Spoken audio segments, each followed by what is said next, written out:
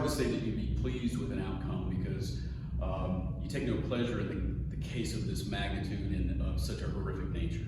But we're satisfied with the results that we received today from Judge Updike and appreciative. I'm humbled and satisfied that this journey is apparently over.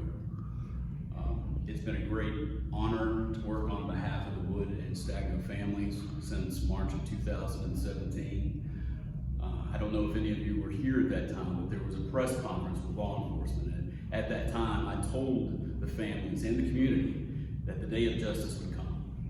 It was a long time coming, but we finally got it. Our investigation was dynamic and not only relied on co-defendants, which was a necessary and unfortunate part of a case where the only survivors are the participants in the crime, but digital evidence, social media evidence, and the physical evidence of the knife itself all linked Mr. Correas Ventura as the individual who set this crime in motion and was really the director of it from beginning to the end. When you come up with the plan, you come up with the motive, you identify the victim, you provide the murder weapon, you sure as heck could have prevented it, but he didn't, he participated. I think what this sentence and really the end of this journey shows us is that this community will not stand for this type of crime.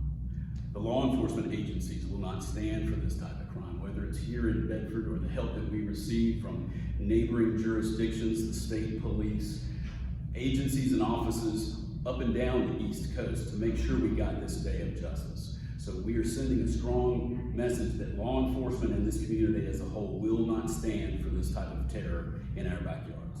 This is a very, very, very difficult case. MS-13 is not something we see in this part of Virginia, and so I think that played a significant factor. Obviously, this was a terrible tragedy for Raymond Wood and his family, and a terrible tragedy for Jose Correas Ventura, who's, as we heard today, had a horrific and terrible upbringing in El Salvador and faced unimaginable horrors in his home country before he fled to the United States and was essentially co-opted into the gang when he was 14 years old and had little choices. So tragedy all the way. As the doctors all said, he suffered from a number of mental health issues affecting his cognitive abilities, and that certainly played a factor in his decision-making or lack thereof. So I think it certainly weighed heavily on how this case turned out. I am relieved, as is Mr. Correas Ventura, that this case is over. When this case started 6 years ago, it was a death penalty case. He did not get the death penalty, and so that is, of course, from our perspective, the best outcome, or a very good outcome. Obviously, COVID played a huge factor in this. In the middle of the trial before COVID, he was found incompetent and had to be restored. That took almost a year. And so there have been a lot of twists and turns with the calendar, but we're finally here, and I'm glad that we are able to move on. The family of Raymond Wood suffered an unimaginable tragedy and loss, and just as a human being, my heart breaks for his mother in particular, and it's very sad. And my heart breaks for Jose's mother as well, with whom I've spoken in El Salvador. So it's a tragedy across the board, and the way that MS-13 sort of co-ops these young men from El Salvador and Central America into the gang is really, really, it's sad.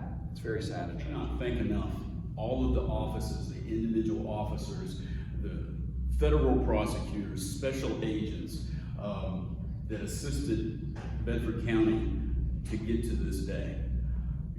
When this crime occurred, Bedford County was not used to this type of gang violence.